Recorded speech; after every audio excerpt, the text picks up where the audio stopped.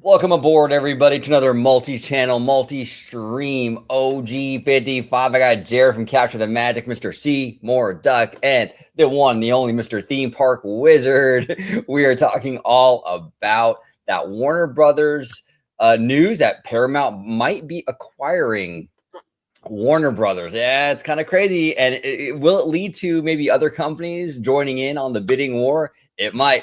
Up next here, we're going to talk about it on OG55.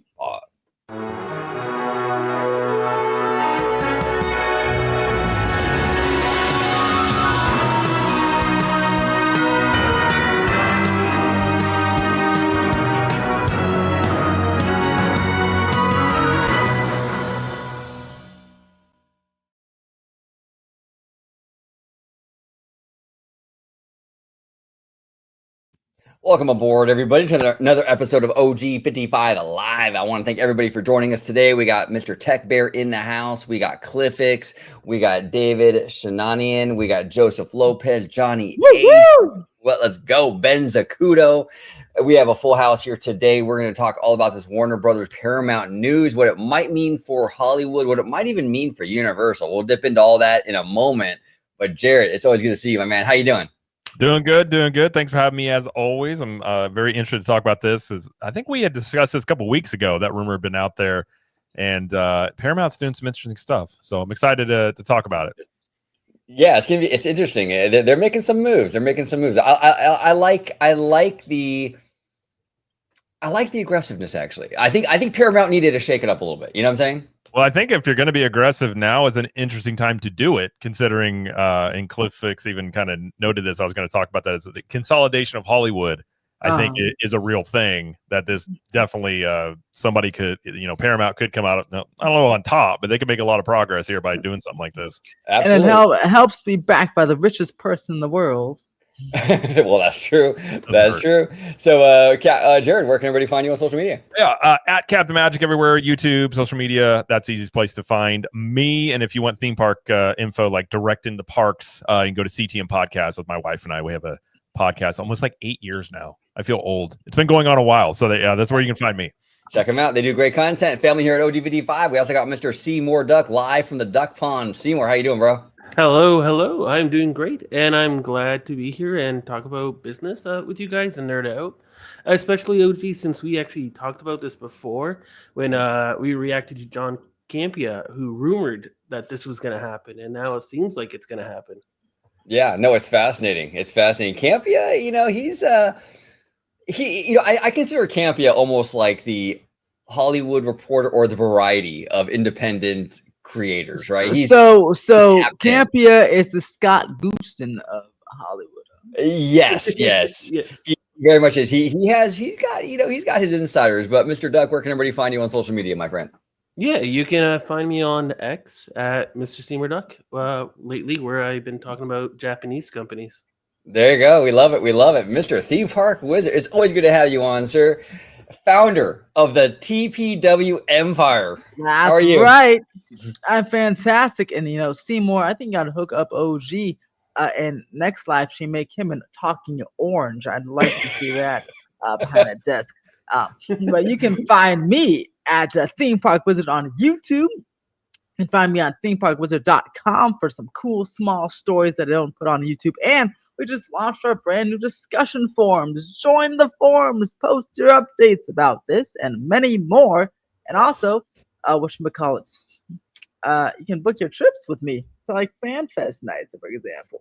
There he is, booked with Mr. Theme Park Wizard. He's booked for me before. He did a fantastic job. So make sure you reach out to Mr. Wizard. And if you have any trips planned in the future, whether it's Florida, whether it's California, make sure you hit Mr. Wizard up and book your trip today.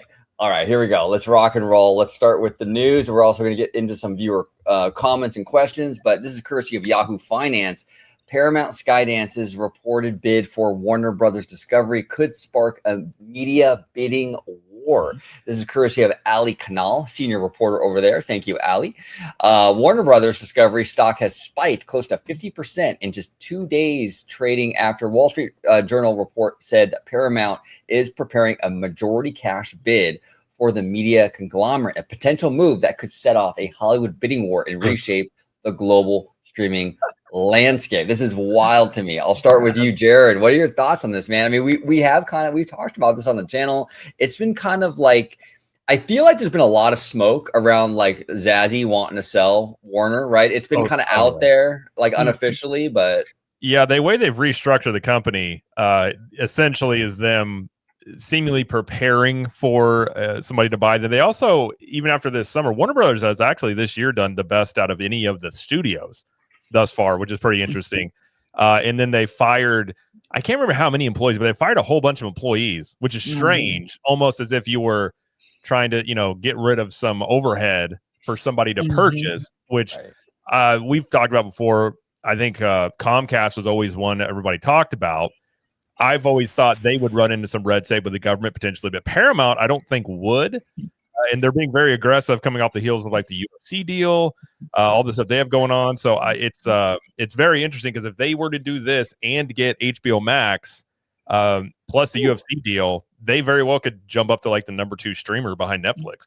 Oh, 100%. Now, Mr. Wizard, you and I have talked about this a lot. You and I have been very bullish on Comcast making moves on Warner. We thought, it would be great for the theme parks, obviously great for the IP library for Universal. I got your text when the news broke. You're like, no, and I would agree with you. I do want Universal to snatch this up. But if you want to go ahead and give your thoughts on the overall news and potential merger between Warner and Paramount, what are your thoughts on this, brother? Yeah, well, so Scott Ants, Paramount, backed by the Ellison family, very, very wealthy family. They just completed their purchase of Paramount, and then now they're looking to continue to go and here to Warner Brothers, which is very interesting. I know you talk about Jared talk about the government red tape, but in thinking maybe since they just swallowed up Paramount, they just already bought something, and now they want to buy this. Maybe they'll have some government red tape, but I unfortunately don't think so, because I think the Ellisons are very friendly with the president these days, so I think he'd be letting it slip. But the real question, I think I was talking to someone, I forgot who it was, but they're like, Paramount, what are they want to buy Warner Brothers at one lump sum, like including the cable stuff. So I'm curious. I know Paramount is all about, they have a lot of network cable TV, like shows they air on CBS and stuff like that. So I'm curious what they really care about. Do they care about the movie space too, or just do they really care about like cable networks and streaming networks? Because if so, I know they want to buy the whole thing. But man, I do wish they just buy the cable stuff and even maybe the streaming service, and then have Comcast gets the rest and can go into the movie space for Warner Brothers. Like, I don't know, but I'm very, very curious what they care about, if they really do want theatrical movies to come out, or they just want a TV space. I feel like they're more of a TV kind of company over there. They really want streaming TV stuff. We'll have to see, but I hope it. I hope also maybe Brian Roberts. No, he's a snake. Brian Roberts. Okay, Sneaky remember, guy. Disney. When they purchased Fox, they're supposed to a much lower price, and Brian Roberts came in and tried to outbid them and ran up the price, and then backed off when Disney forked up $70 billion, right, and just bankrupted them almost. So maybe Brian Roberts will come in next week and say, wait a second, hold on, and try to do the same thing. Well, yeah, no, and that's what it looks like. And that's why I brought up this particular article. That's what it seems like David Zaslav wants. He wants a bidding war. So it's very right. He wants that. I mean, that's good for him. I mean, obviously, I mean, I would hope. My thing is, I know a lot of fans might disagree, but I think Universal has done a really, really good job with that Universal brand, right? And I think one of the weaknesses when it comes to Universal is there's a lot of licensing out, which has been successful, but they don't have a lot of in-house powerhouse IPs. Now, if they were to acquire Warner Brothers, they would change that overnight. I mean, what they could do for the movies, the streaming, what they could do for their theme parks. I mean, you would acquire the DC stuff. I know there's some complications there with Six Flags, but I'm sure they could work some stuff out. But I mean, they got DC. They're going to have all the Hanna-Barbera stuff, all the Looney Tunes stuff. I mean, this is something that would be massive for Universal. I mean, look, they're building a kids park in Texas.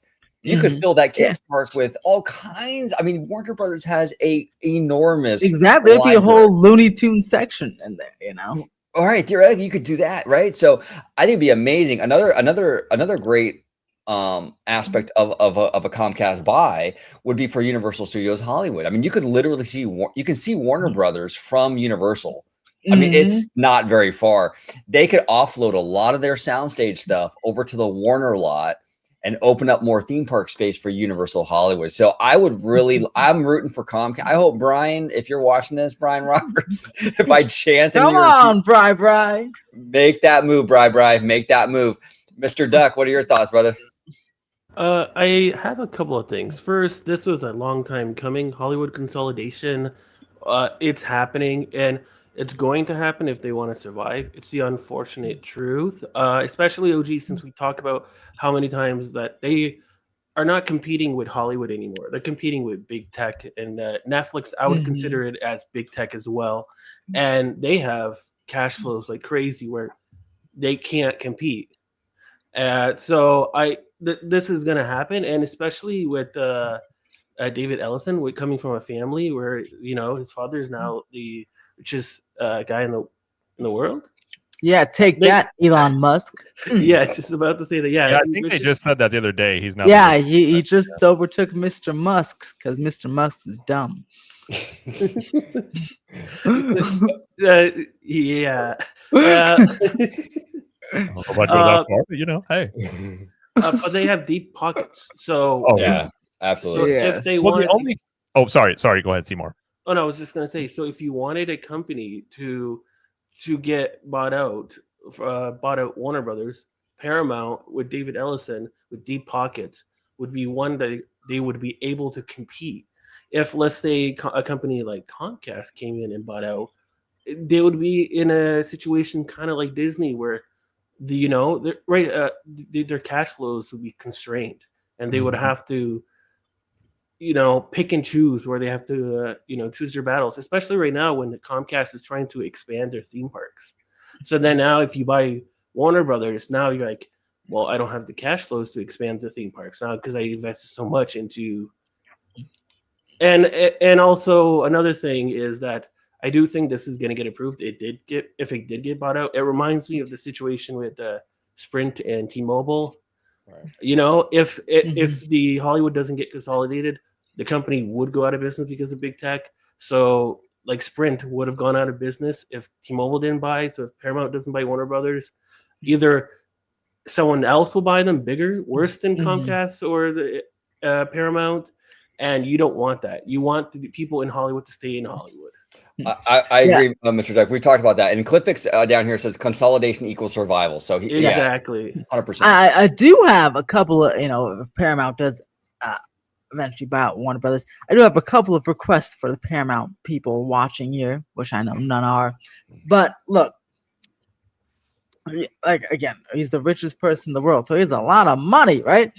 So Paramount back in the day before Cedar Fair bought them. I know, but Paramount used to have theme parks back in the day, at least on the East Coast, right? So again, they'd have so much IP if they bought Warner Brothers. Come on, I would either here or around the world, but maybe somewhere over here. Netflix is doing those Netflix houses, immersive experiences. I'd want Paramount to step into that game a little bit. It doesn't, even if it's not a full-fledged theme park, take some of these spaces in malls, put in some cool immersive themed experiences with these wonderful IP that you would have if they're gonna buy it, because I just hate to see someone buy it and then it gets like wasted as in they don't explore every avenue for for revenue there. And the other not good thing, but teasing thing is Universal, even if they don't buy it, at least they seem to have a working relationship with Paramount, because Transformers, it's a Paramount property and the rides there. So I'm hoping, here's hoping they just continue to license and do the whole third-party thing with the bigger Paramount company for Warner Brothers, Paramount, all that good stuff. So at least those lands hopefully would still be able to get into a Universal Park, even if they don't acquire the property. What are your thoughts on that, Jared, in terms of what Wizard was talking about, in terms of Paramount, if they were to acquire it? And well, I'm looking, I just did a little search here. If you look at Paramount, like debt load, so if you have Comcast is going to try and purchase them, you know, Comcast has $101 billion of debt. Now it's working debt, but it's debt. So Warner Brothers has about 35 billion. So you'd have to take on 35 more billion dollars of debt versus Paramount currently with Skydance, they have about 15 billion of debt. gotcha. So Paramount is set up to be able to do a purchase like this. I don't know if it would be with debt. I'm guessing they typically are. And if you just look at the size of them, Comcast overall income is around $127 billion. Paramount currently is like 11.4 billion. So I don't know. I feel like it would run into red tape in terms of monopolistic reasons that they might say hold it up more. I don't think Paramount would run into it as much. I'm really interested to see Paramount. I think given its new ownership, Skydance purchased them. Paramount's made some weird moves as well as Warner Brothers. And Warner Brothers has, I mean, think about the early 2000s. They dominated Hollywood. They had Harry Potter. They had the Batman trilogy. They had Lord of the Rings. And then there's been consecutive just terrible decisions by, I mean, even the DC stuff they had a chance. They rushed it all. So I'd be curious with those IPs, if they were to get it, what direction does Paramount have in mind to take with it? I'll be honest, I'd be rather surprised if Comcast made a play for it, given their debt. And then like Seymour was saying with the theme parks, they're going heavy into the theme parks. I do think that would directly impact what they would be able to do in terms of, because the theme parks are expensive. You're already going into debt investing into those. So I guess it depends on where Comcast wants to go. And I kind of feel like they're already going down this theme park route, thinking that that's a revenue stream they're going to continue to grow. Yeah, it's looking like the Paramount thing is probably the most likely. What say you, Wizard? I'd say, because you mentioned DC, and I was kind of curious about this too. So obviously DC just reset itself, right? So I wonder, if whoever buys Warner Brothers, at any case, do you think they'll just let James Gunn do his current DC thing again, or do you think they'll reset again? That would be interesting. There were a lot of rumblings about people inside of Warner Brothers have not been the happiest with how James Gunn's kind of been conducting himself, I guess you could put it that way. Like, especially online, he kind of tends to go out there a lot. It's like, you think he's running it himself and there's like no other person involved. Yeah. That would be the most interesting thing what changes would they make? And then think about Lord of the Rings. I mean, Warner Brothers didn't even do a re-release of Lord of the Rings at 20 years, 25 years. Yeah, that's a missed opportunity. Yeah. So I guess it would just depend on what David Ellison's vision is, which I don't think anybody knows at this point. Skydance bought Paramount. They then got the UFC rights, which I think that alone is massive, because UFC that's pretty good. Yeah, because that's very popular. Yeah, and so like that, and it's getting rid of the pay-per-view model. You can watch all the UFC fights on Paramount Plus now. They may be going a route of maybe they see a demand that Hollywood's not servicing and going to go step into that, which is kind of what Hollywood used to do all the time, which is just more regular movies and things like that. But if I were to bet, I think Paramount, you got to think too, Comcast may not want to do it because they look at the Ellisons, how much money they have. If you really do want it, do you really you're not going to win a bidding war with those guys, would be my guess too. Well, that's true. That's true. Yeah. Now, James all day here says, and James, I want to thank you for joining us. I do appreciate you, James. We all appreciate you. Says, imagine how John Lasseter revives the Looney Tunes. Now, here's the thing, James. I'm going to have to kind of push back on that a little bit. Forgot about James Lasseter. Oh, I forgot about John Lasseter with Skydance. Yeah. He's with Skydance. He's there. Here's the thing, and I'm not trying to diminish, because I'm putting the personal side of John to the side and just his creative chops, right? Creatively, I think he did legendary things over at Disney and Pixar. You know what I'm saying? But I'm not as convinced so far with what he's done at Skydance. I feel like the movies that they've released so far, and this is a so far, haven't really moved the needle culturally, right? Like when I expected John Lasseter to kind of take over the animation house over there at Skydance, I was expecting a little bit more of an impact. And I feel like Luck and I always forget the name of the other one. Spellbound. I don't feel like really moved Well, the needle there you yet. go. See, if you forgot the name of the other one, well, that gives you your answer. There you go. Exactly. And look, I'm not trying to diminish Lasseter's creative chops because I'm not saying. I mean, he is a very creative dude. I just feel like in that current studio, I feel like he hasn't really moved the needle yet, and he might, but as of yet. But what are your thoughts, Jared, on him right now, where he stands, going forward, Yeah, all that stuff? it's hard to. You see this a lot in sports too, and certain guys will get, they get all-star, they get signed to another team, and they don't produce as much. And a lot of it can come down to the system you play in sports.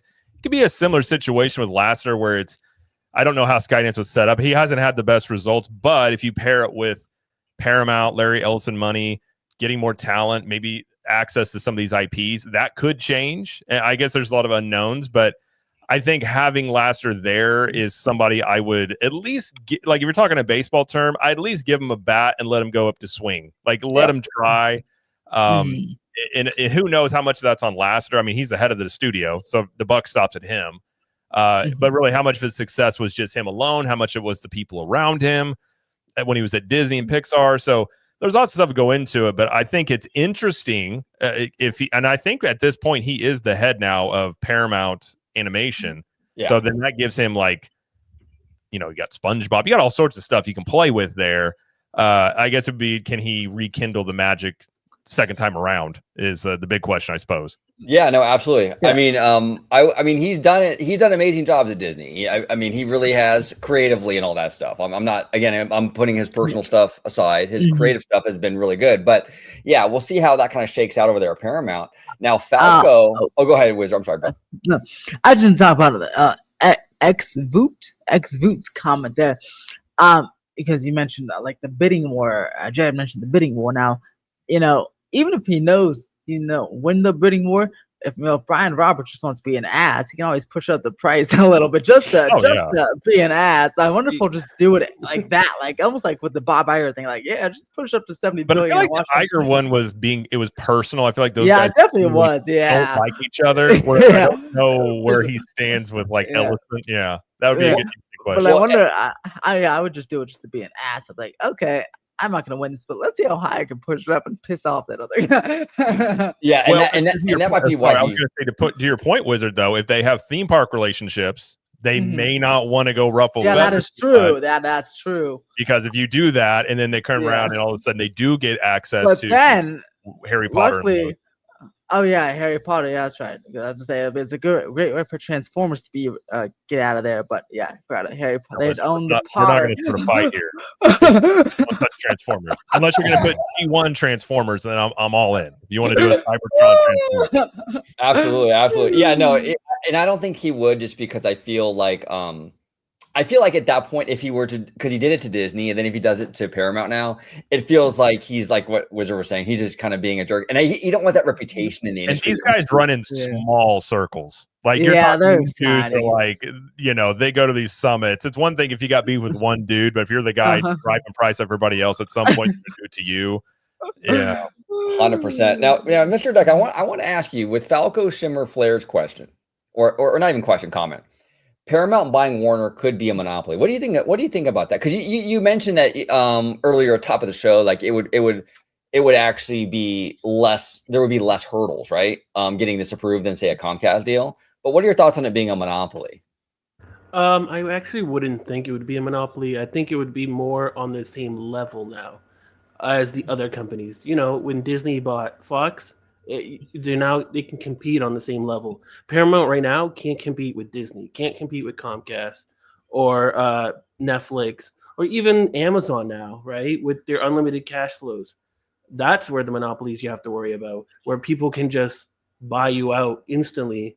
So they need to compete. So when you merge the lower two of the big Hollywoods, right? I'm excluding like the smaller ones like Sony and them, but out of the big Hollywood companies, they're one of the smaller ones, and I wouldn't consider it a monopoly, not yet. Maybe in a few years when they get bigger, possibly, because when I gave that analogy of T-Mobile now is one of the biggest ones, so they're almost like a monopoly now compared to with AT&T and Verizon. So it could come to the point where they grow, especially with Paramount's aggressiveness, they're taking a lot of deals. Even one with the Duffer Brothers who did Stranger Things, they stole them from Netflix. Yeah. Because Yeah. they want to compete with the big guys, big tech and Netflix. They want to compete with them. And like I said, when you have a family with deep pockets, and the banks will give you money for that, you have unlimited potential. Yeah. Go ahead. To Seymour's point, Warner Brothers right now has 28% market share. Disney has about 25. Paramount is about little. It's almost like 6.5% versus Universal. Comcast is almost 16%. So Paramount has much less of a worry about monopoly versus Comcast. Comcast, I think, undoubtedly, they're more than double the size of Paramount. Right. So if Paramount has a monopoly issue, there's no way Comcast has any chance of getting it. Oh, that's true. Yeah, and I would respectfully disagree too with that. I don't think it's a monopoly with Paramount, because monopoly implies like or indicates that like there's really there's no competition. There's no real competition out there. Like they're forced into like one company, and that's just not the case. I mean, Disney alone has every major IP on the planet, basically. I mean, give or take a few examples, right? Comcast Universal has some biggies too. There's definitely competition out there, even if this merger were to occur. So I think we'd be absolutely fine. But that's not even counting Apple. That's not in this thing I looked up. It's not even counting. Netflix isn't listed on here. Like Amazon MGM Studios is like 1.74%, but everybody knows they're a bigger player than that market share is.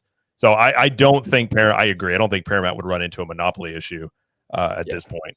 No, absolutely. And like Seymour says, I mean, this is the thing that people need to understand. Warner Brothers is for sale. So it's not going to remain what it is right now. So if it's either going to be Paramount or some other company, but some other company is going to buy this thing. And personally, I'd rather have Hollywood kind of buy up Hollywood. I kind of want big tech to kind of stay out of it as much as possible. I mean, Well, I'm actually all for it. Like, I'm very curious what Paramount's going to do now. I actually kind of want to see, like, let them do it. Let them see, give them 5 to 10 years and see what they're able to do, because they're coming out the gate swinging. And now if they can back it up with talent, and obviously, like you said, they got was it Duffy Brothers? Yeah, Duffy Brothers. If they're able to get more of those and get some actual talent in there, I actually think they could come in and Hollywood is, I don't think it's ever going to be what it was, but you could have a resurgence if you have one studio really leading the charge. And let's say Paramount really starts making a lot of progress and they get a ton of hit movies. The other studios are going to have to follow if they go a different path.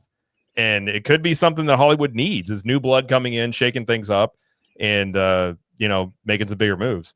Well said. Well said. James here says, I would like to see Looney Tunes and DC come to Universal Studios. Maybe they can do a theme park rights deal just like Harry Potter. Yeah, that would be cool. I do know that they currently have deals with like Six Flags. Six Flags is a mess right now, though. Just buy Six Flags.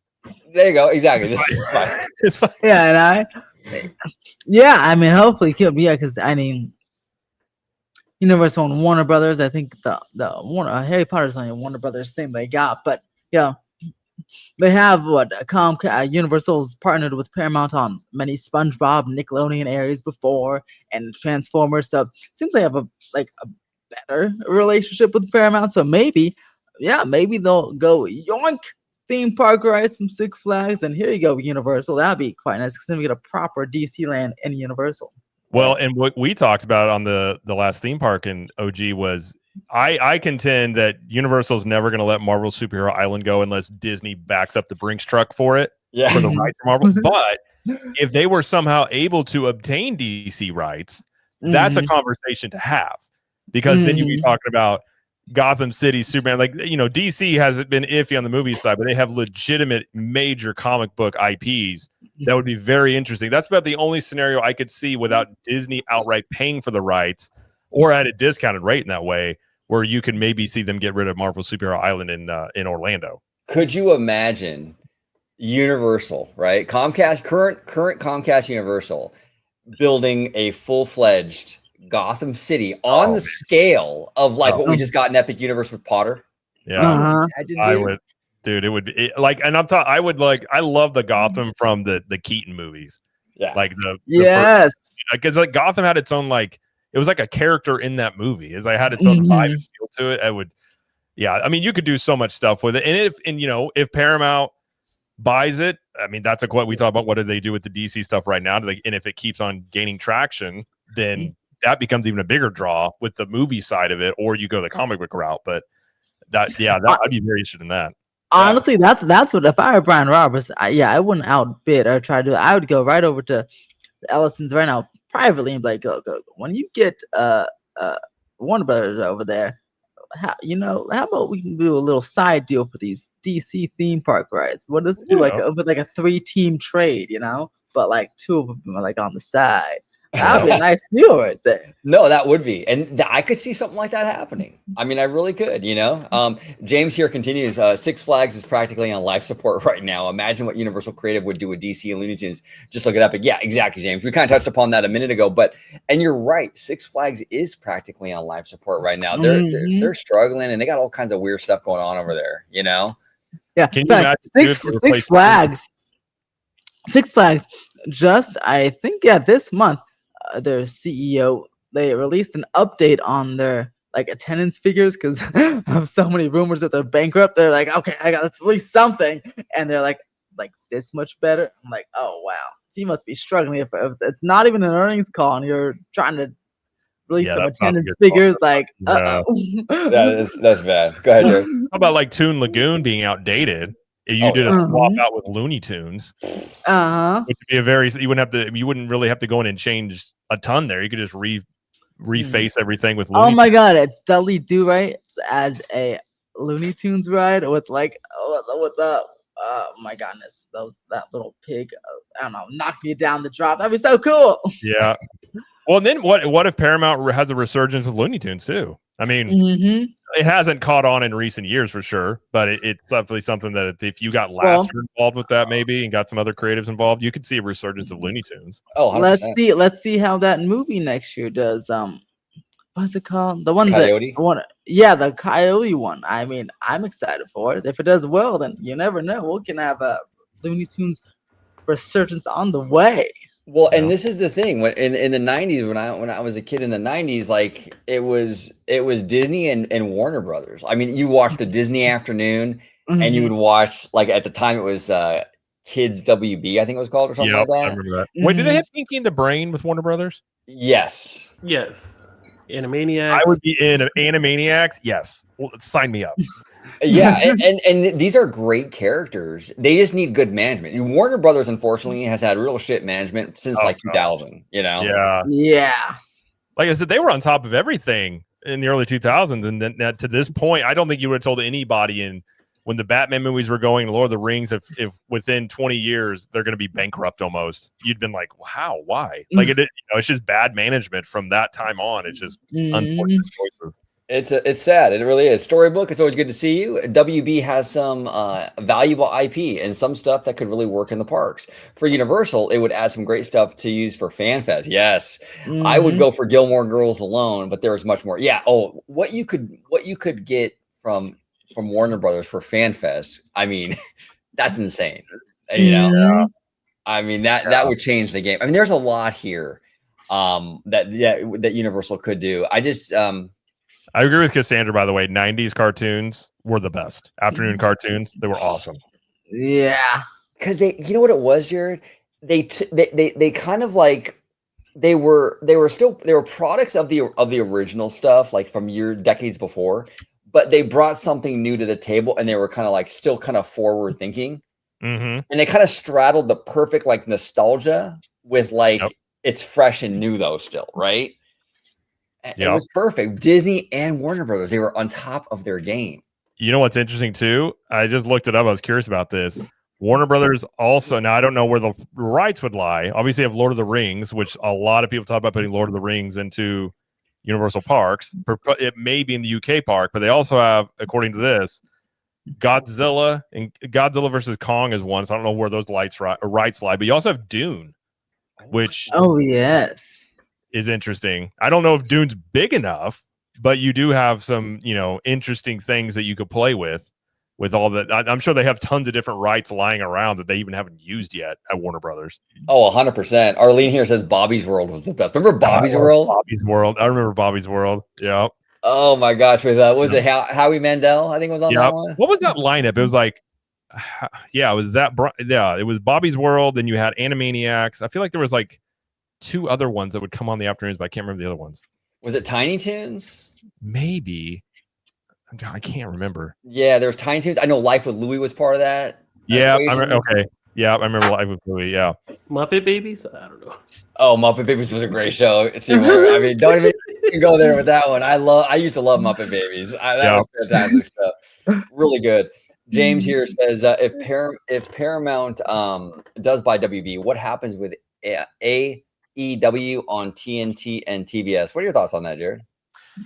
Considering those are cable brands, cables like you had described, it's like a melting ice cube. A lot of that stuff may just go into streaming. Now that would be interesting about the cable side of stuff. Do they even buy it? Because didn't they package that off separately?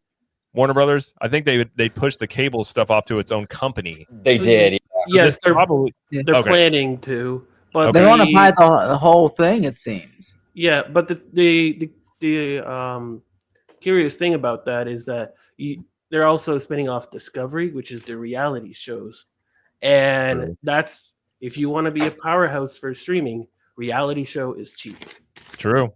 Yeah. I mean, well, the reason one of the reasons Netflix is so big is first off, they were built off of reruns of other, The Office and Friends and all this stuff like that. But it's also the cheap shows that get people in, like the reality TV type stuff, or just the stuff that catches on. If they're able to replicate that at all with that type of model with like Paramount Plus, that could, instead of having these massive budget movies and shows, you could have those, but also have your just your cheap shows that are just like you just turn the TV on, it's background noise and it's just on. Yeah, your Love Island. I keep seeing on the Nielsen charts, Love Island. I love Love Island. That's such a great show. Oh my goodness. I like Floor is Lava because I want to play it. I played it as a kid. Every time I watch it, my kids will watch it. I'm like, I want to do that. That looks awesome. 100%. T.S. Wade here says, does that mean the cartoon hating jerk Zaslav will be on his way out? Now, this is an interesting question by Wade, though. What do you think about this, Seymour? Do you think when this happens, right, whether it's Paramount or somebody else, do you think Zaslav is still going to be the head? I don't think he will be, in my opinion. But what do you think, Seymour? No, he's going to be gone. No. Oh, yeah. I think this was the plan from the beginning. Since AT&T spun off Warner Brothers, they're like, yeah, you need to sell the company. They were in so much debt, and they were going to split it off Warner Brothers because to put more debt to make it more leaner, to be more approachable for people to buy them. But if Paramount wants to buy them all, then they're going to get bought out. If David Ellison and Paramount wants to buy Warner Brothers, they will, and the shareholders will have to accept it. I mean, not the shareholder. The board will have to accept it if it's a good buy, because the shareholders would want it. Because if the stock went up, yeah, Warner Brothers stock went up like 25%, and then if they say no, the stock's going to drop. And you have to look at the shareholders, unfortunately, with the companies, right? And it's like the Twitter buyout when Elon bought Twitter, right? At first, the board said no, but then the shareholders like, well, the stock went up like 40%. You're going to have to buy it now because we're not going to see 40% within the company for many years to come. Right. Well said. I think personally, Zaslav is an old school hatchet man, and they used to do this in the 80s. If you were going to fire a bunch of people, the CEOs, what they would do is bring in a hatchet man that comes in and starts cutting and slashing because he's the bad guy. Then he leans up the company. He gets out the door. They bring in the new CEO they want. And then he's like, I'm the good guy. I'm here to fix stuff. Right. I've always thought that's what Zaslav was. He was the guy, he canceled that girl. He comes in and just starts cutting and going, all for the reason Seymour said. They were always looking to sell this because the amount of debt they have out. I mean, I don't even know how you would get out from underneath it, given how little successful cash flow they kind of have had the past like 20 years. Yeah, no, 100%. Now, Seymour, Falco here is, I know you touched upon it, but the HBO Max part of this equation, I mean, it's a huge, it'd be huge for them. I mean, they would become one of the biggest streamers, right? I mean, and this is one of the reasons why I think they want to compete with Netflix. And I actually thought about it, would I even want to keep Netflix if I can get a service where Paramount and HBO Max is merged together? There's no Yes. reason for me to get Netflix. I would Especially keep when they're Netflix. taking a lot of their producers from Netflix and signing them up. I have no reasons. And if they're gonna keep those reality shows, there's nothing really on Netflix. It's on Netflix, it's like one and done for me. I watch one show and then I wait for something to happen, right? So I watch Squid Game's done. And then I wait for something to happen. Oh, K-pop Demon Hunters. Okay, I watch that. Done. They don't really have TV shows that I go in and watch, except for the reality ones, there's not really those TV shows that you go consistently watch. But with Warner Brothers and Paramount, when you merge it, they have those IPs that you can, just like Disney does with their Family Guy and their Simpsons and Bob Burgers. They show up on the Nielsen charts all the time. Bluey, right? They show up on the people come and watch consistently. Now, I have no reason to get Netflix for that. I'm saying trouble things. Talking about the Nielsen charts, that thing is, those shows pop up, but that thing is dominated with Netflix stuff, whether it's a movie or a TV show. Yeah. So, yeah. Also, it's so funny because I'm like the opposite. I don't really watch HBO Max or Paramount Plus or Disney Plus unless a new show's coming, and then I just wait. Like last thing I watched Disney Plus was the Marvel shows, the last one. I think it was Ironheart, and then HBO Max. Last thing I like watching there was like The Penguin. Love that show. But the thing we watch, my wife and I watch every night, it's Peacock because we like The Office, so we're just running Peacock all the time in the paper. But I'm watching Netflix like all the time with Wednesday and with the new movies and K-pop Demon Hunter. And a lot of these Netflix only stuff like Stranger Things I can't wait for. So it's funny. So like I wonder, there's some people just like me, I'm sure, and some people just like Seymour Duck, but I don't know how big of an impact I would say like everyone just drops Netflix if the merger goes through, because I think there's a lot of stuff on Netflix that's original that a lot of people seem to really like. Yeah, we'll see. I don't think it would hit Netflix. What's interesting, Paramount Plus has some really good shows. They have Taylor Sheridan. So you got all his universe is fantastic. So you got Tulsa King, Landman. The new Mobland was a fantastic show, and that's that Tom Hardy one. They're going to do multiple ones of that. Plus, if you throw in HBO Max with all the stuff they have. Plus, what would be interesting is if they were to do this, they would get HBO Max's production and the way they're able to do shows that they've done for however long they've done them on HBO. That could be a real benefit to the studio assets that Paramount would get from Warner Brothers would be almost there. I don't know what price tag you would put on it, but that makes it really interesting in terms of how quickly HBO Max many times and the quality of shows they're able to produce could impact both. I guess the question would be, if they were to do it, do they pull the Disney where they merge them into one, or they keep them separate? I imagine they would keep them separate just due to the HBO name, but I'm sure they'd have some sort of bundle where you can get both, though. 100%. Now, Jose Banuelos, thank you, Jose, for joining us. Do appreciate you, sir. Late in the live, but what would happen with the rights for DC on Six Flags? Would that change since it's from a previous contract, or would the contract change since it's a new company? We did talk about that a little bit ago, Jose, but in a nutshell, yes, we do believe, or we believe there's the possibility of maybe Universal kind of making some moves for that or something, because they do have a good working relationship with Paramount right now and all that, so they might make a move for some of that. Six Flags is really not doing so hot, so I'm sure Universal can kind of go in there and sort of work their magic. Go ahead, Seymour. No, I have a Six Flags down the street where I live, and I don't go there. It's just roller coasters, and I'm like, meh. Well, and that's the thing too. We talked about Universal getting into the regional park game, right? Like right now, they're dipping their toe into a couple of different interesting things, right? You have Horror Unleashed in Vegas, and then you have the Kid Park in Texas. But what if Universal were to make a coaster park where you had Velocicoaster style coasters? And Jared, we talked about this on a recent video, right? Yeah. Where like you had a whole park with like Universal coasters, like like Hollywood Drift style stuff, Velocicoaster style stuff. That would put Six Flags out of business because why right now? Serious question, everyone in the chat and on the panel. What does Six Flags bring to the equation? Because back in the day, Disney and Universal really weren't creating a lot of like hard-hitting coasters. But they are now. I mean, with things like, and shout out to Jerry. And not only that, they're very well themed. Right, exactly. Like themed and not just painted red and called Superman. Exactly. So Cosmic Rewind, that's crazy, right? That's a Disney thing. You have Velocicoaster, you got this Hollywood Drift ride. It's like, why am I going to Six Flags? What are they even bringing to the table? Price alone with Six Flags, I mean, that's basically where you're competing on that. It's just it's cheaper to go. True. Now, I don't ever root for the demise of companies, but apparently I looked it up. Six Flags contract with DC as it stands now runs through 2053.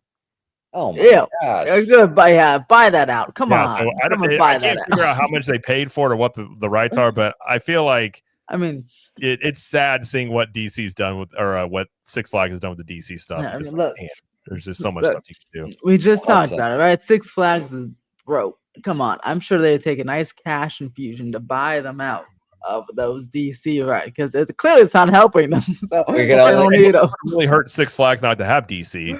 I don't think it would hurt them. I don't Yeah. think it helped them much. So it's like you have the cash to come in. Exactly.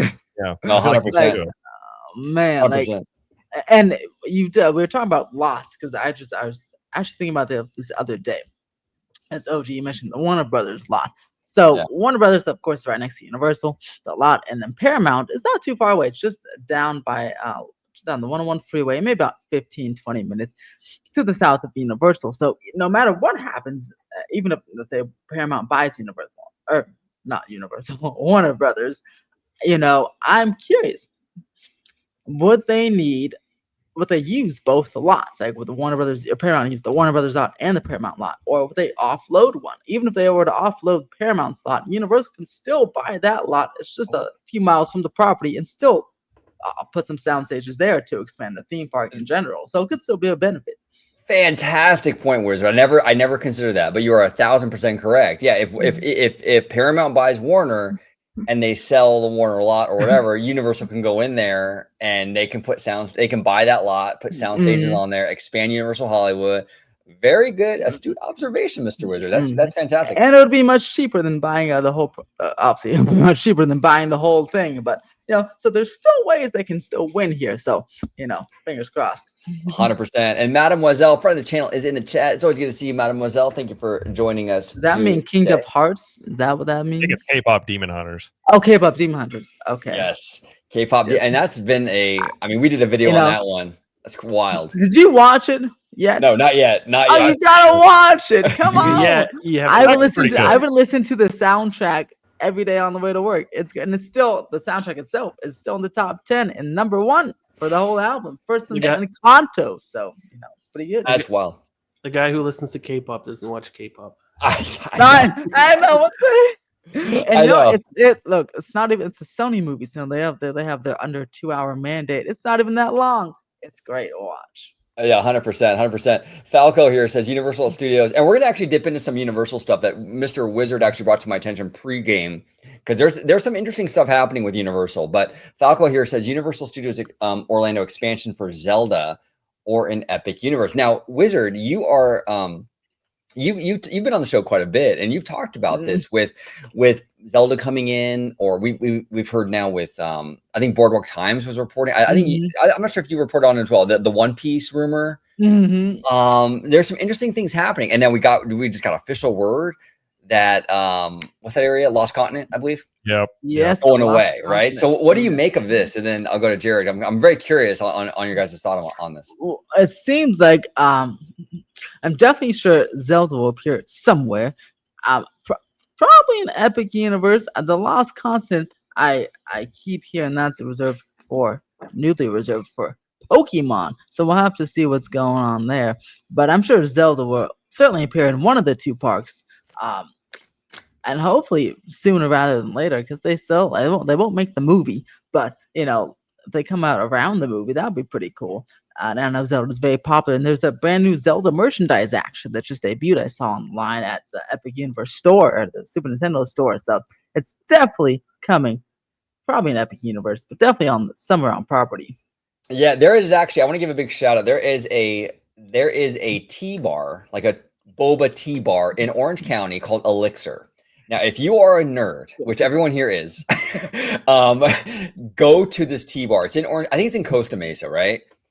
It's awesome. They have the Thundercat sword on the wall. Oh, bro. that's awesome, dude. That's It's awesome. sick. Oh, that's It pretty is cool. sick. And we're sitting there. They're blasting the Zelda music. They're blasting Star Wars music, and it's this nerdy little like nerd cave that's just amazing. They don't serve alcohol, nothing like that. It's just like boba and tea. I think you can buy like some food as well, but it's called Elixir. It's in Costa Mesa. Absolutely amazing. But Jared, what are your thoughts on this? I mean, there's been a lot of news, right, with the Lost Continent, Zelda, One Piece. What are your thoughts, brother?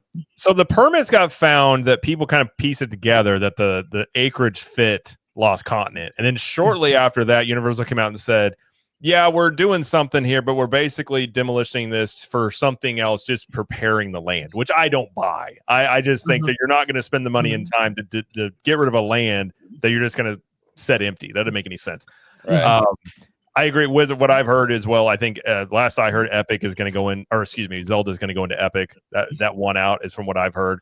I have heard One Piece potentially, but then I also did hear after I made my video, somebody reached out and told me that Pokemon is in the running for Lost Continent, which is interesting because I was always rumored to go and replace the Simpsons. So there seems to be a lot of moving parts, but from what I have heard, there are multiple IPs that they are considering, but I don't think Zelda is one of them for Lost Continent. Interesting. So you would think Zelda would be more like Epic then, probably. Yeah, I know they had concerns with the broad appeal of Zelda. Like if they were to put it like the Wizarding World model where you put one in each park, and if Zelda was big enough for normies that they understood enough to make a big draw, it also makes sense to tuck it into Super Nintendo World, have more stuff to do at Epic. I get why you would do that. Plus that store has had Zelda in there from the beginning, not only merchandise, but on the floor. On the wall, Zelda's all over the place, and it's the only property featured that way that is not currently in Epic Universe. So I think there's a lot of Easter eggs pointing to it. What I find interesting, if they go the One Piece route, I mean, that is going to be the first time you've seen anime come into a major domestic park on that level. It's big. Although I feel the same concerns you would have with Zelda, you might have with One Piece potentially, but it could be something that they feel as a hedge bet toward the future of anime, maybe. But Pokemon would be interesting though, because I think Pokemon would be absolutely an instantaneous hit as big as Pokemon is. Oh, it'd be huge.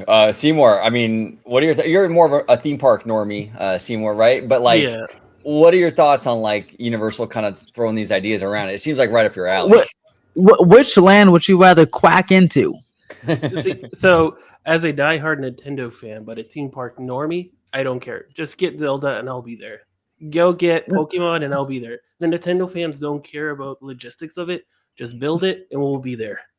Yeah, no, 100%. Pokemon is a gold mine, dude. That would be insane if they got that. Although they would have a lot of people mad because I don't know how, this is a question I have is Universal is going to stick to, but technically Islands of Adventure, everything in there is based off of a book. So I don't know if technically you would say Pokemon fits it, but I don't know how married to that Universal is. They may not really be. They may not. Yeah, that's interesting. I didn't know that. Now, okay, real quick before we move on to our next topic, I'll start with you, Jared. I'll go to you, Mr. Wizard. Mythos, because George loves this place. I've never eaten there. He said it's incredible. What are we? Yeah, what do we do though? Because they're demolishing the land. Do they just take that food, that menu, and put it in a new restaurant, or what do they do? Mythos food's great. The restaurant itself is awesome. Inside, it's like you're eating inside of a cave. Personally speaking, if they get rid of Mythos, I'm gonna make multiple videos just yelling at Universal for doing this because it's great. It's some of the best theme park food ever. I know George. I'll get George on. We'll just do a dual video of just screaming at Universal. Now the permits did not show Mythos. If you look at that potentially, it wouldn't include Mythos. Oh, good.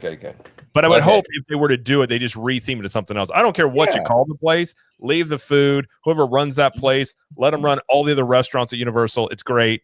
The lamb burger is amazing.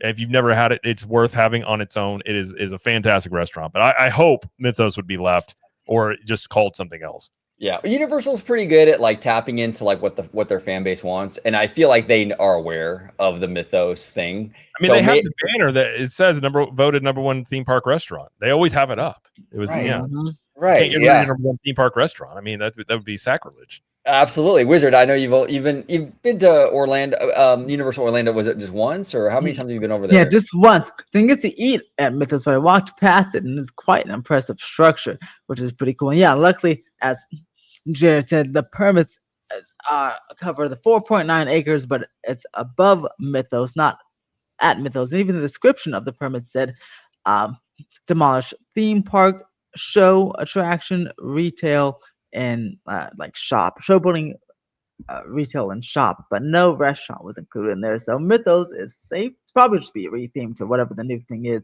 Cool. But it looks super cool. I was like, I can't wait to eat there. I think we're supposed to be going next year sometime. So I'll definitely be, if it's still around, up there eating there, because I do want to get that view towards the lagoon and that cool stuff there. But Absolutely. yeah, I don't know what's got me. Hopefully, Pokemon would be great. Out of the two options, actually all the options presented, I think Pokemon resonates, resonates more with me because I know it the most. I don't know much about Zelda, but Pokemon, I love Pokemon because Pikachu, right? Pika Pika. No, 100%, 100%. Now, J Brad introduces an interesting IP to the equation. J Brad, by the way, I want to thank you always for your support, brother. Thank you so much. But he says here, I know a lot of people want Luigi's Mansion, but I think a better option would be Metroid. Could you imagine a Metroid attraction? That would be wild, right? I would like it, but Metroid doesn't sell nearly as well as the other Nintendo games. I love Metroid, but I just don't think it's big enough at this point. Maybe it has a resurgence, but I think they're going to stick with their main line Nintendo games. You're going to stick with Zelda. I mean, Pokemon, I did hear there were issues with Pokemon, but it may have worked it out because Pokemon's owned by like 4 different companies. So you got to work out deals there. Insane. Yeah. So I wouldn't mind Metroid, but I don't think you do Metroid before you do Zelda. And Luigi's Mansion, from what I had heard, is that it was basically between Luigi's Mansion and Zelda. And internally, at this point, Zelda was winning out in terms of the next thing going into Epic. But that could change. Again, this is all rumors. It's all could change, but that's the latest that I had heard. Interesting. Wizard. Now, you brought an interesting bit of news across the news desk before the show. If you want to let everybody know, this is Universal AP related, but go ahead. I'll let you kind of explain. Yes. So there's a Universal Hollywood sent out this survey to some people, and in the survey, there's a lot of things. I didn't get it or I missed the survey, but the one was sent to me was a option for a 3-year annual pass. So they would offer, like, you'd buy the pass, let's say starting, let's say tomorrow, and your pass would be valid from 9/15/2025 to 9/15/2028, which is insane. That's so long. This pass would be come at a discounted rate.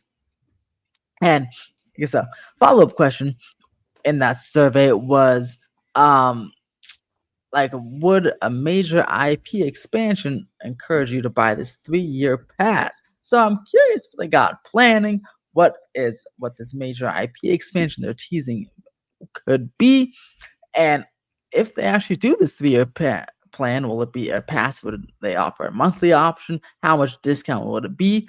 And so many questions. And when it would happen, probably maybe 2026. But it's an interesting way to have like a kind of a locked-in fan base for the next 3 years. Like if you are experiencing, if they foreshadow some sort of downturn or recession, like you have a locked-in fan base, which is pretty interesting. And also it gets you through the LA Olympics, so you can have the pass through the Olympic time and the hotel opening and Fast and Furious opening if it does come next year, and then whatever this new expansion is. So I'm very curious what this is all about and if they actually do it. No, I think it's a brilliant idea. Go ahead, Jared. With the new expansion, I think I think I saw it on Twitter that they were looking at maybe doing Diagon Alley in Hollywood. Would it might be that? Oh, that one, yeah. So that one's been around for so long, but it's not. It's not. I wouldn't say not true. Definitely was thought of, and it was about to happen, but then the plans got scrapped. But now there's these people that continue to push through. Even Jim Hill, he keeps saying it on his podcast, but there's like no real evidence to suggest it's coming. So whenever you hear that, you just ignore it till it actually happens. But I don't think it's happening anytime soon. It's interesting with this AP that Universal is sort of tinkering with this idea of a 3-year plan, right? Because it's kind of what Disney did with Disney Plus initially. I don't know if you guys remember it. Early on, you can buy. There's there's like a 3-year thing. They have got a discount. Yeah, that was cool. Yeah, and did work. I mean, they did gain market share pretty fast, regardless of the money stuff and all that. But I mean, the market share grew. I mean, that was a huge success story for Disney Plus overall, was that market share. But I think it's kind of smart, because what you were saying, Wizard, is like, it kind of locks you in now for 3 years. And then if there is an economic downturn or anything comes about, you kind of lock those people in, and now they have that. And this park is an option for them, even during that downtime. I think it's a really smart move. I think they should do it. I like this mindset. I've never heard of any other theme park company really going with like that, in that direction. I've heard of season passes where it's like less than a year. I've never heard multi-year passes. I think it's pretty cool. Would you get one, Jared, over there in Florida if they offered it? I mean, I would. I feel like this would be a strictly Hollywood thing that they would do. I'm wondering if this could coincide with all the stuff they plan on doing in Hollywood, where it may be under a lot of construction and trying to shore up a little bit of a fan base to keep them on board at a discounted rate for that long. Sure. I don't think that they are going to have any issues in Orlando with, especially once they offer them for Epic and things. I don't think annual passes are an issue in Orlando, but given, from my understanding, like I said, I don't know the Hollywood parks as well, but they're not as big as Orlando, so they may just be trying to, like you said, that market share, get more people in, maybe while they're also under heavy construction as well. It's interesting. I mean, if they offered it, I would do it, but I don't imagine that would come to Orlando. Yeah. And it's very interesting because they know, okay, so Super Nintendo would open in 2023, and that was the like around that time, Disney was being kind of difficult with the reservations and not selling passes or whatever. So I know a lot of people, they got a Universal pass. And as soon as Disney opened up their pass thing and made it just a little bit easier, and a lot of people didn't renew their pass. So I'm very curious if maybe that has like an effect of why they said, okay, maybe try a 3-year pass. So if that happens again with our new opening, everyone gets a pass for Fast and Furious, let's say, instead of just not renewing it, if they get these 3-year passes, well, we got these people for 3 years, Right. Yeah, no, great point. And then Lucas, I see your comment. Interesting question. But real quick, Rogue Attraction, I don't believe it. I think it's like $30, but yeah. Wizard, So you want to elaborate on that? The general parking is $35. The front gate parking, which was $75, went up to $80 this week. So it was a $5 increase. But that's just the front gate parking. And the middle parking is like $55, or I think went up to $60. Now, the parking goes up every year, usually by $5. But I am curious about like this year, because the general parking stayed the same. But I'm curious because the front gate parking spaces, some of them, and some of the preferred spaces will be lost due to the hotel construction. So I'm curious if maybe that's why only those two went up this year, to kind of offset the loss in parking spaces that will happen hopefully soon. Because the front gate parking is like right after security, and that's where the hotel is going to go. So with those loss of spaces, I wonder if they're going to, the price went up just a little bit to try to offset those cars there. Probably correct. Absolutely. Really good observation, Wizard. And Lucas here says, why get a Universal AP in Orlando right now when Epic is literally not part of the pass? Jared, I mean, are you kind of on board with that too, in terms of like, it feels like, yeah, I think it's a fair point. I like Universal's parks. Now Epic's a totally different ball game. So personally speaking, I really loved going to Universal more and more over the years, even before Epic came on board. So I think it just comes down to perspective. But once they do get to park to the point where they have annual passes, you're going to see a ton of people get annual passes to Universal for that reason. But I know they've been selling a lot more, almost year after year. Their annual pass sales have continued to go up. But yeah, I mean, if you're not into the Universal stuff, if you haven't gone, I could see the perspective of really thinking like, why do it if Epic's not on board? But it will be. I think, well, when is an interesting question, because that park, they are no place to offer APs at this point. But I still contend sometime closer to the summer of 2026 you might see it if they're able to get these wait times down. But that'll be really interesting to see how many people get those, because that'll increase the park at this point. Universal Orlando's around like 10 to 15% of the audience is annual pass holders when it comes to Orlando, at least. So that would increase Epic a ton. So you'd have to be able to handle that. The more crowds coming in is I think the real question there. Yeah, that's probably why they're keeping it at bay for now, right? Oh, yeah. Like, if you did it now, I wouldn't come close to that park. I would just, you'd have like 400, 500 wait times constantly. I just wouldn't even do it. Now Remy D here says we'll get Kirby before Metroid. You're probably right, Remy. I Oh, love Kirby. See, I don't know who Metroid is, but I love Kirby, so I'll take Kirby any day. Now, Mr. Duck, you'd be on board with that, huh? Kirby?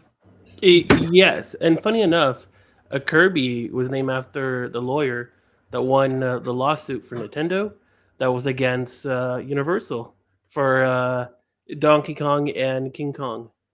Oh, that's interesting. A little deep cut Nintendo what do you mean info. Nintendo suing people? What are you talking about? They No, never no. do that. No. It was Universal suing Oh. Nintendo for using Kong in Donkey Kong because Gotcha, yeah. gotcha. And now they're working together and they have Donkey Kong in their theme parks. I find that ironic. That is very ironic how things come full circle like that. It's crazy.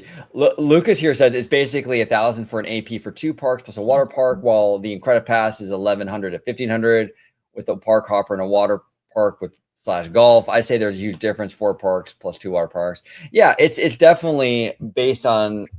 It's all. What's the word for it? There's a lot. That's true, but now, Lucas, and there's 4 parks. But a lot of those secondary parks have like 5 or 6 rides. So we have to add up the ride counts between Orlando, Universal, and Disney, and then maybe the price will be a little bit more comparable. Well, Universal Orlando has a lot of different tiers too. They have a lot. I mean, you can make it work. They've got a lot more options that can make it. That don't include the same Volcano Bay, which most people I think getting it probably don't include Volcano Bay at this point. You're probably just getting the 2 parks. So it just kind of depends what you're looking for. And but typically speaking, at least in my opinion, I think you get more value out of a Universal one depending on the range that you get, because you do have more options than Disney's, at least at Disney World. Yeah, no, absolutely. Falco here says with Super Mario Galaxy movie. Oh, Seymour, I have to talk to you about that trailer. Crazy. Is Rosalina coming to Super Mario World in Epic Universe? What do you think about that, Seymour? Is that a possibility, you think, in your opinion? Yeah, for guest appearance, I would not mind seeing that. Plus, fans are diehard Nintendo fans are fans of Super Mario Galaxy. I've been watching these reaction videos at Nintendo Store and like New York City, and they went absolutely crazy when the title screen came up for Super Mario Galaxy movie. And then when they announced Super Mario Galaxy 1 and 2 remastered for the Switch, they went absolutely crazy. Galaxy's a great game. Now, Wizard, what do you think about this? Do you think she might make an appearance at FanFest? You know what? She could. I mean, look, last year they had Yoshi, and hopefully each year they have a different unique character that you can't see all the time. So I wouldn't be surprised because FanFest members in April to May, and that's right around the time the movie's coming out. So I wouldn't be surprised to see her make an appearance. Now, there was a rumor, this would have been 2 years ago probably. I don't know where it stands now, but there was a rumor that Universal was looking to do their own sort of Nintendo Princess sort of play on the princess thing, like Disney has, of doing their own Nintendo princesses, because they do have them. They could do. You got Rosalina, you got Daisy, you got a lot of them they could do that would also appeal to the girls, and I'm sure a lot of the guys that like Nintendo as well. But that is something Universal could pull out, is a lot more of the Nintendo princess end of things, to kind of offer their own little version of that. Yeah, Universal's been good at that. Where like even like the Harry Potter franchise is like the Universal version of like magic and whimsy, and like they kind of offer that alternative. That's a great observation, Jared. Candy Camper, everybody, you got to subscribe to Candy Camper Theme Park Thoughts. He's a friend of the channel. Great stuff over there. Italiano and I have been on his show a few times now. He does a lot of great stuff. But he says here that we need WB so we can get some Scooby. We got Scooby actually at Universal Hollywood. Oh, that Scooby's in Orlando too. And Scooby's out in Volcano Bay. I know that. Yep. They always have Scooby and the gang on studio side. Yeah, Scooby's over here. He's over here by Fallout here in Hollywood. Nice. Yeah. Pretty cool. Rogue here says, will they use Epic for a more family-oriented Halloween event? Less stripper, more Ghost with Luigi. It would be interesting if the Universal did go that route with a more of like a Oogie Boogie Bash kind of event. Is that possible? They haven't shut it down. They got asked that directly. I think it was the creative director of Epic, and they didn't say no. They said we'll have to wait and see. But I've often wondered, you could see that introduced like 2 or 3 years down the line once that park is more established. Yeah. I definitely think it. I mean, think about Dark Universe for Halloween. Ooh. Or just, I mean, there's so many things you could do. I suppose it would just come down to Nintendo if they will allow it. Because the same thing with like J.K. Rowling in Wizarding World. She does like technically the Death Eaters are not part of Halloween Horror Nights. It coincides with Halloween Horror Nights. So it's like depends on what Nintendo would let happen. But if anything, if you had Dark Universe at Halloween, you could do some sort of after hours thing there that is a little different than Halloween Horror Nights. Yeah, well said. Okay, now let me ask you this question. Now, what do you guys think? Now, this is what I think in terms of theme park counts. Okay, I think any park you can enter is another park. So I personally believe Disney World has 6 parks. There's 4 water parks and 4 theme parks and 2 water parks. And I do think Universal has 4 parks, 3 theme parks and 1 water park. But what do you guys think on this ride? Because I see in the chat here a lot of the ride or park count debates.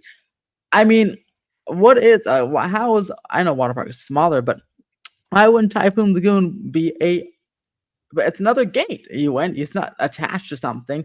Legoland has a water park literally attached to Legoland, California. So I wouldn't count that as another separate park. But Disney World has 2 separate water parks. Volcano Bay is a separate water park. So I do include those in total park counts because what are they otherwise? I mean, I don't know. Like if I'm selling a vacation, like someone's asked me a travel agent, what is Walt Disney World have? I'll be like, oh, hey, it has 6 parks, 4 parks, and 2 water parks. That's six different admissions that you can do. I don't know. I could see your side of the argument, Wizard, because it is you have to pay. It's a separate, like you said, it's a separate gate charge. They have their own. They're also, they have their own attendance counts. Like, I don't know. I just feel like I don't know. Let's not discriminate against water park. That's racist. Just kidding. I can definitely. I can see your side of the argument. Absolutely. Go ahead, Jared. I think Mark Woodbury helped answer this question. This has been a fight on my channel for years. I think Volcano Bay is the best water park I've ever been to, but it's not a theme park. It's a water park. Mark Woodbury himself, when talking about this, referenced the 3 parks.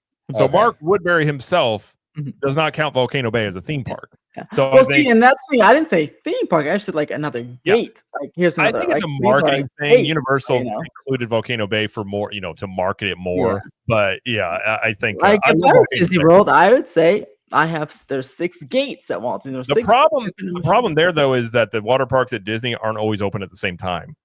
Sure. So the water parks kind of go back at the time. So in that case, I would open them all at the same time and then call it 6 parks. They did this summer, but then recently they've been flip-flopping every other year. So I guess you'd have to figure out. But yeah, I don't know. I think it's just a funny thing because people get really worked up about it. I'm just like, I still love Volcano Bay. I just don't think it's the same thing as going to like Islands of Adventure or something. Yeah, for example, go ahead. Six Flags. I'm saying Six Flags. I'd say, and they would say they have 2 parks. There's the Magic Mountain and Hurricane Harbor. I mean, it's 2 separate.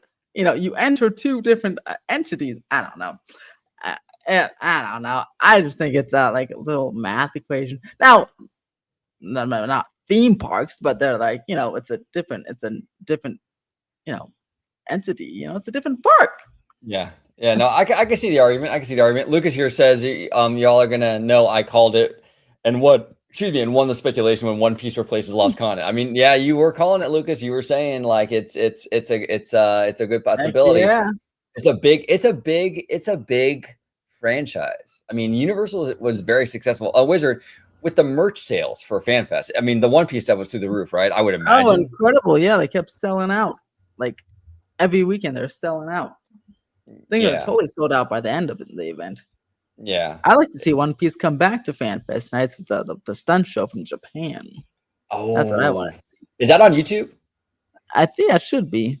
I don't know. Japanese people are very respectful, so maybe they don't film, but it should be on YouTube somewhere. Okay, yeah, we actually over there. Mr. Webba and I, we actually filmed a Jujutsu Kaisen season 3 teaser trailer reaction, and I'm so sad I can't even show it because it was blocked. No. Like, oh my god, it was so good too. It was really, really cool. I don't know why places do that. It's free advertising. I guess unless you if you're like happy about it. That's what I'm talking about. Why are you gonna block it? It's literally free advertising. Like a ride POV.